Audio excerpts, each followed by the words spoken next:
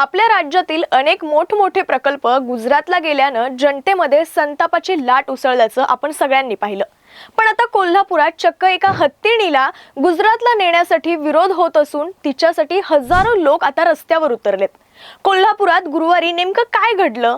1200 वर्षांची परंपरा असलेल्या कोल्हापुरातील नांदणी येथील परमपूज्य स्वस्ती श्री जिनसेन भट्टारक पट्टाचार्य महास्वामी संस्थान मठाकडे मागील बऱ्याच वर्षांपासून महादेवी ही हत्तीण आहे।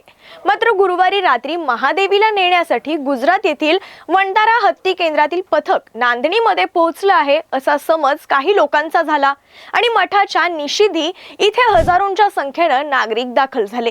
यावेळी आम्ही महादेवीला नेऊ देणार नाही अशी भावना व्यक्त करून नागरिकांनी आक्रोश आणि तीव्र भावना व्यक्त केल्या।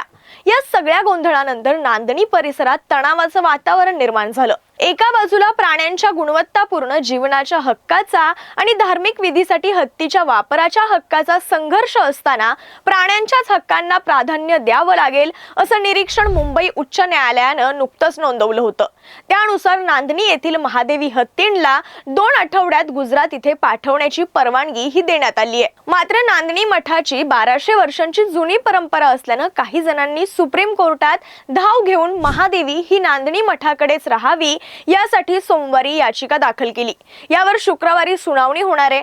याच पार्श्वभूमीवर वंटारा हत्ती केंद्राचं पथक कोल्हापूर जिल्ह्यात दाखल झाल्यानं हे पथक गुरुवारी रात्री हत्तीला नेण्यासाठीच आलं आहे अशी चर्चा सुरू झाली। त्यानंतर जयसिंगपूर मार्गावर असलेल्या निषेधीत जवळपास 4 ते 5 हजार नागरिक जमा झाले आणि आम्ही कोणत्याही परिस्थितीत हत्तीला नेऊ देणार नाही अशी त्यांनी भूमिका घेतली। पण तुम्हाला काय वाटतं? इतकी वर्ष या मठाकडे असलेली महादेवी गुजरात मधील वंटारा हत्ती केंद्राला द्यावी का? तुमचं मत कमेंट बॉक्स मध्ये नक्की सांगा आणि ही रील जास्तीत जास्त लोकांपर्यंत शेअर करा।